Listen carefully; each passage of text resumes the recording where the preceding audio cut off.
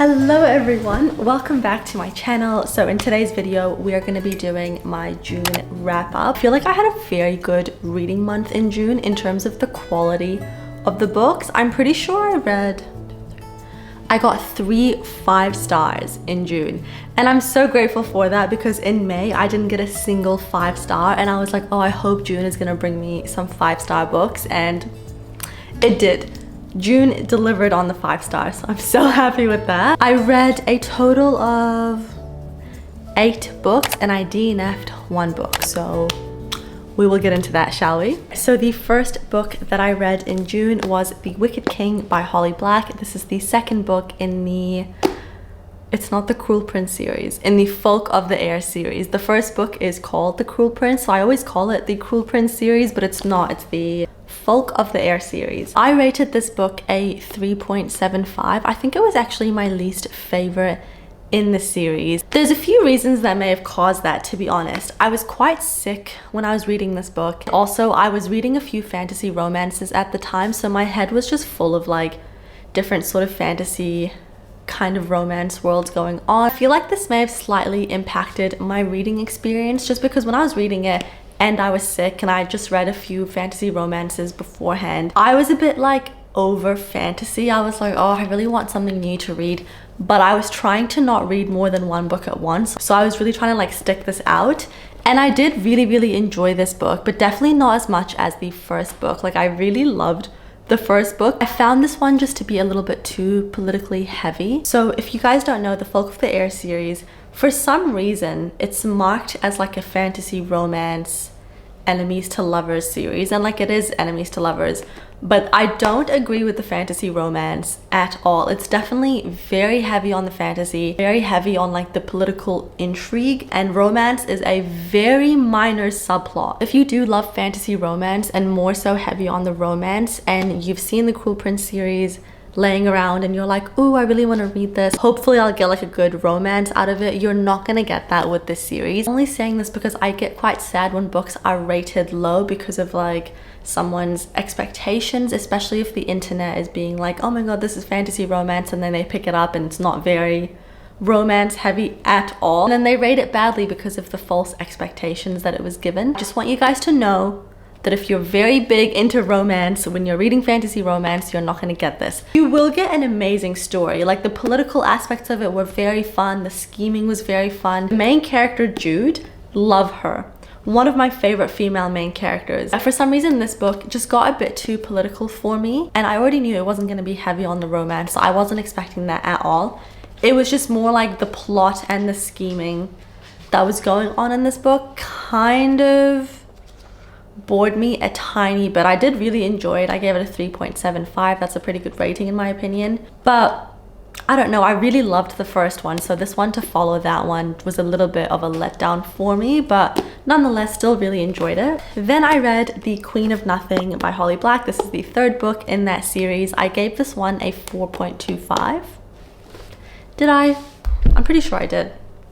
Okay, it doesn't say on my phone, but yeah, I either gave it a 4 or a 4.25. I really enjoyed this one a lot. It was very good, and it definitely wrapped up the series very nicely. I love when a series is just like beautifully wrapped up. There was a lot of aspects in this book that I really liked, and it was very fast paced. I loved the scheming. I really loved the characters. I just really enjoyed this book, and I really love the female protagonist. I just think she's so funny. I love how she's like not perfect. Like, she is a very flawed human being, and she loves revenge. She's very power hungry. Like, she's just a very funny female main character. She kind of reminds me of Selena Sardothien from Throne of Glass. She's not as good as Selena Sardothien. I feel like Selena Sardothien is like top character, but Jude was pretty good. I really like Jude, and I definitely do recommend the series. I don't think it's going to be a favorite like standout series for me, but it's probably like a solid 4-star series, so definitely really enjoyed it. And then moving on to my first 5-star read of June, and kind of an unexpected 5-star read, at least for me. That was The 7-Year Slip by Ashley Poston. I don't know if you guys can see. Can you see that? I tabbed this book so much. I adored this book. I really did. And I'm not really one to love contemporary romance. A lot of the times that genre is like It's nice, it's enjoyable, but I don't think I ever saw myself giving a contemporary romance book 5 stars. But this one just took the cake. This book, I just loved it. I loved the writing. That's what gave it a 5-star for me. The writing in this book was just like, I can't even explain it. It really just spoke to my soul. I really loved everything about this book. Like, so many elements of this book I absolutely adored. This is a contemporary romance, but it does have a magical realism, time traveling sort of component to it, which is probably why it made it a bit more interesting than just like a standard contemporary romance, if you know what I mean. So the main girl, Clementine, she was given her auntie's apartment. It's set in New York. So she was given her New York apartment because her auntie unfortunately has passed away. This apartment is magical. It's got like a 7-year time travel element to it. Sometimes you go 7 years into the future and sometimes you go 7 years into the past. And so she meets this guy there, and when she meets him, it's 7 years in the past, but then in her current life, she meets him as him now. And so she's sort of meeting him in the present and then also meeting him in the past.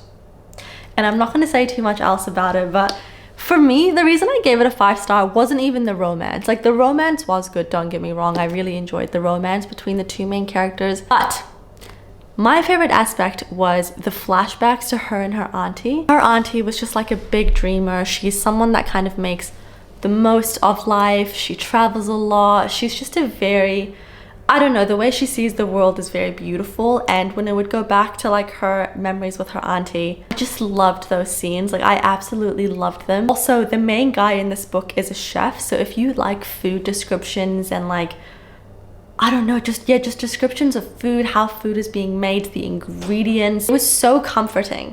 I absolutely loved this book, and also it being set in New York City. I love any book set in New York. I don't know why, it does something for me. Yeah, I don't know. So many things came together for this book to be just completely phenomenal for me. So I highly, highly, highly recommend it. It's just such a nice, cozy, comforting, fun read. It does have depth to it. It's a good time. It's a really good time. So I definitely recommend the 7-Year Slip if you haven't read it yet. And then moving on to another 5-star read for me. Probably say this was my favorite book that I've read in June so far, and definitely competing for like the top book I've read so far this year. It is Piranesi by Susanna Clarke. I actually don't even know what to say about this book, and I don't even know what to tell you guys about this book in terms of like synopsis, because this is definitely a book that you should go into completely blind. I don't want to tell you guys anything to do with the plot. I'll tell you like about the genre, but just go into this book completely blind. I went into it very blind, and I'm so glad that I did, because what a reading experience. Like, what a reading experience. I can't even explain it. Like, it was just, wow. I want to reread this because it's just so good. What is this genre? It's kind of confusing. I'm gonna say we've got a mixture of magical realism, a mixture of mystery, and then throw in like a philosophical sort of genre. It's a very it's a very genre fluid book. I was gonna say gender fluid. No, it's not gender fluid, it's genre fluid. It combines a lot of genres. It does it all. It is, honest to God, one of the best books I've read so far. Like, I can't even explain it. Once I read this book, I took my dog for like a long walk. I remember this vividly. I literally just finished it, and then I took my dog for like a really good like 20-30 minute walk around the park. And the whole time I was just like pondering, thinking of the meaning of the book, what I sort of took from it. It's just, I don't know. I really appreciate when a book makes me think, because to me, like, that is a really good reading experience. You know, with some books you finish it and you don't really think about it again, you move on to the next one. Not Piranesi.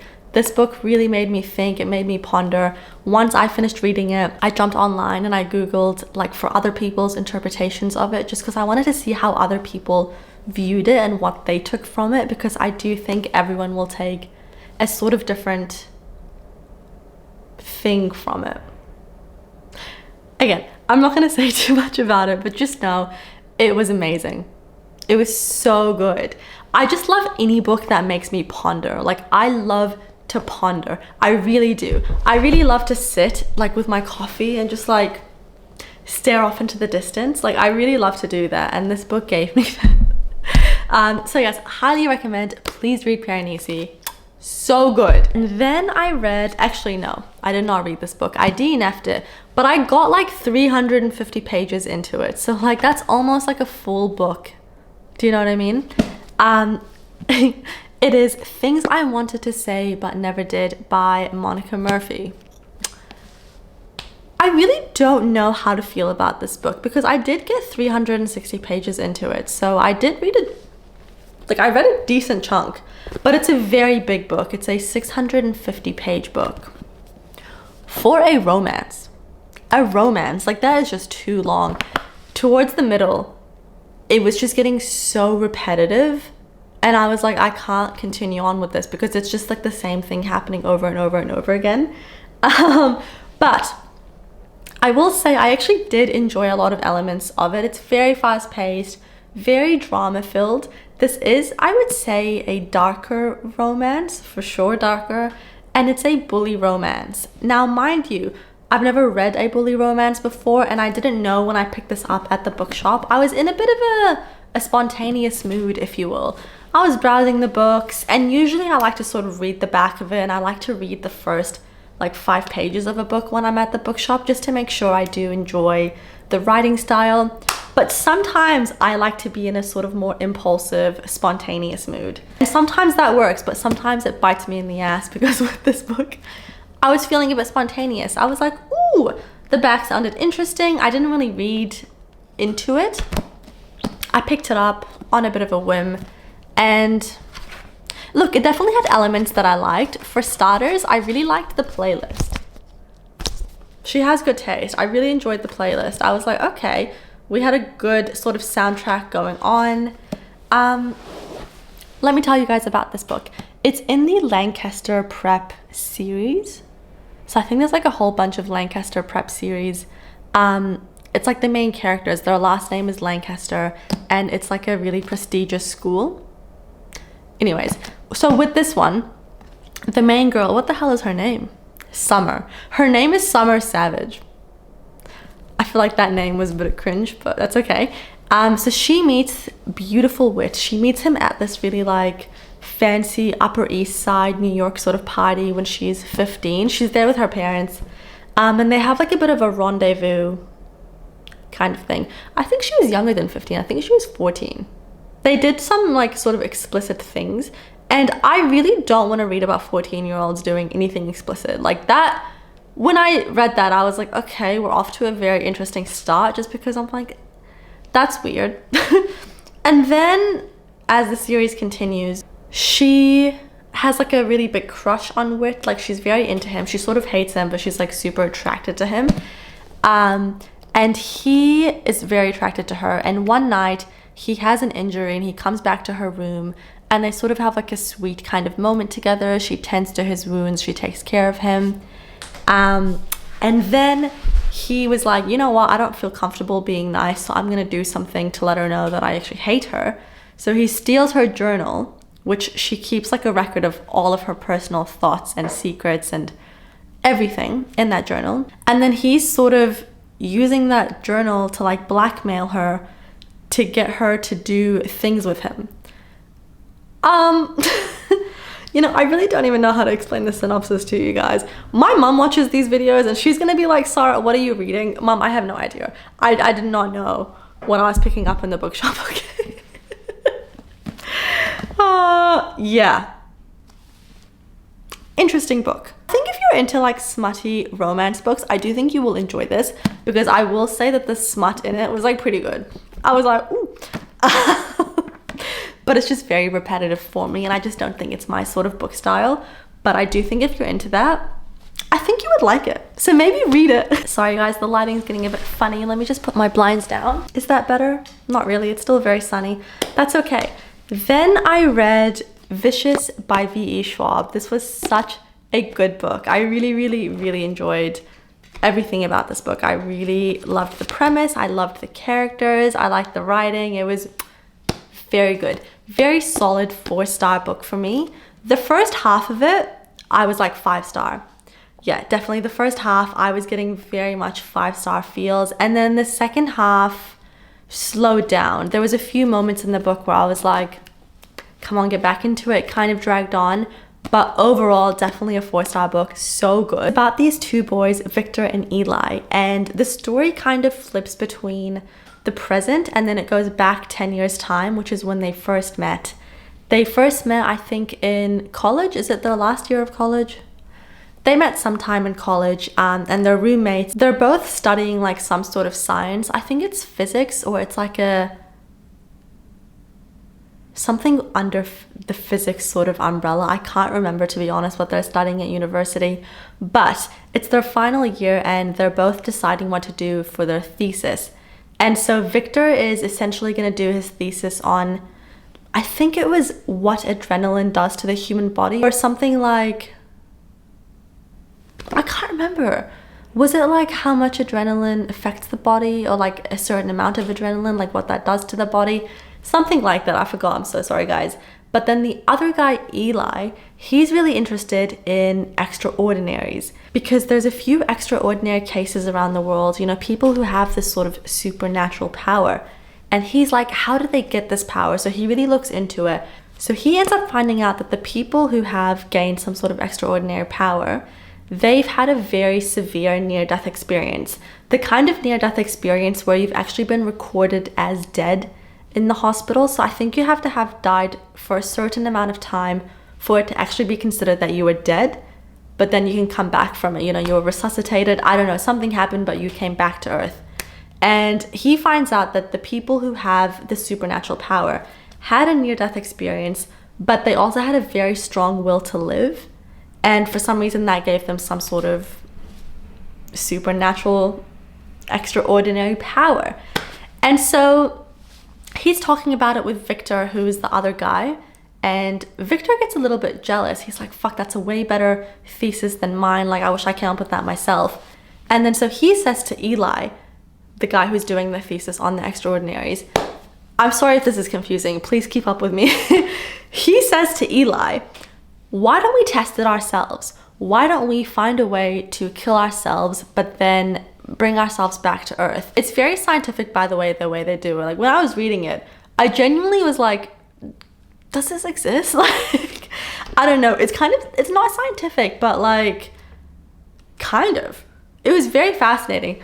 Anyways, let's get back into this. What was I talking about? Guys, I'm so sorry. I'm rambling. I've been talking for so long. What was I going on about? He says to Eli, let's find a way to kill ourselves, bring ourselves back to life. So then they end up doing that and they are successful with it. They both gain a extraordinary power. However, things go horribly wrong and Victor, who's the one who initiated the idea to actually do this experiment on each other, he ends up going to prison.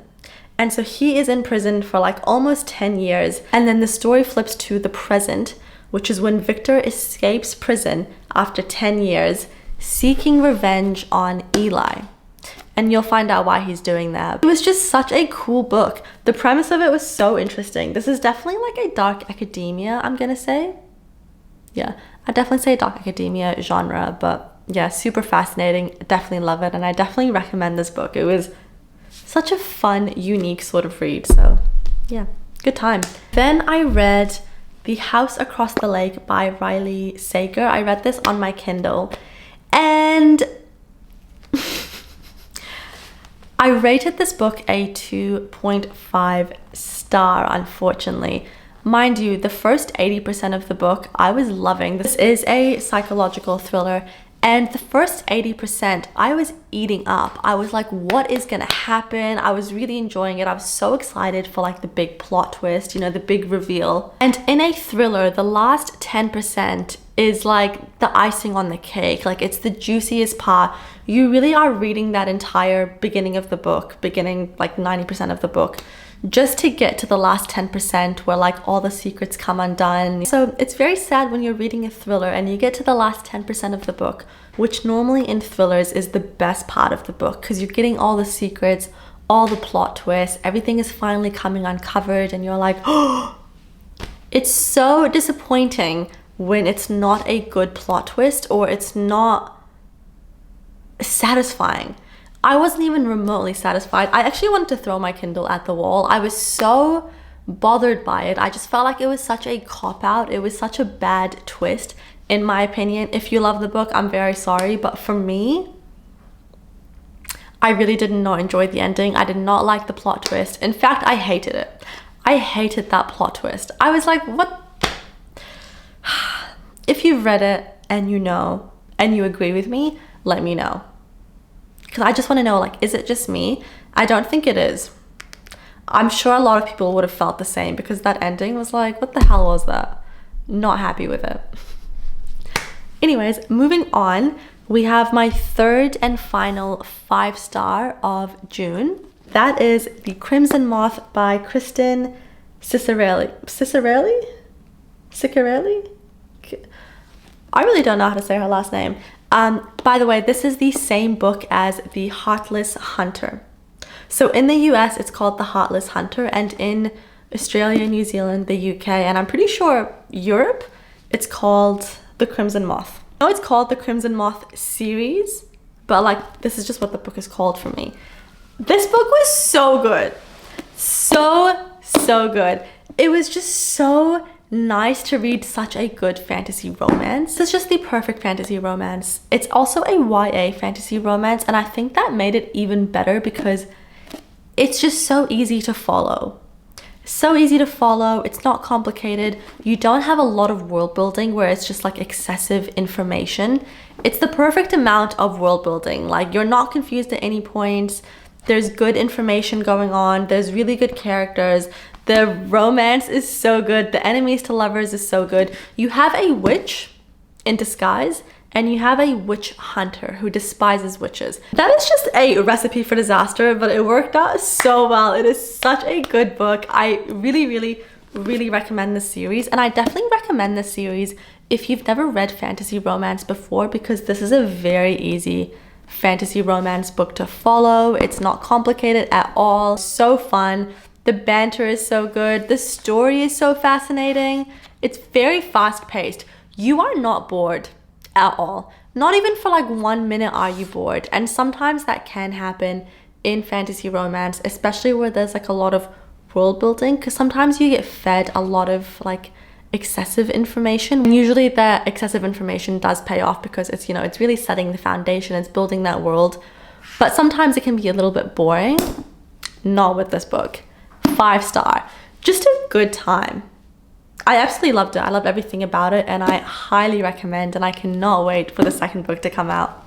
Okay, and then moving on to the last book that I read in June, which is Two Twisted Crowns. This is the second book in the Shepherd King duology. The first book is One Dark Window. I really did enjoy this book. I actually did. I gave it a 3.75. I might change it to a 3.5.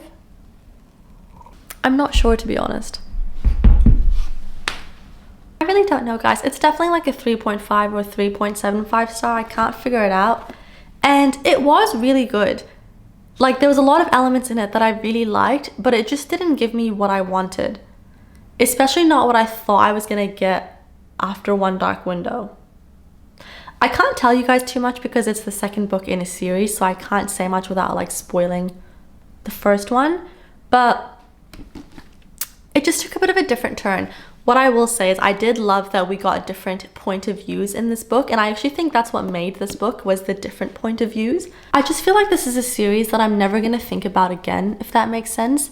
Like, now that I've put these books away, I just don't think I'm ever gonna sit and think about the characters from this book, the universe. Like, it's just kind of sort of be gone from my memory.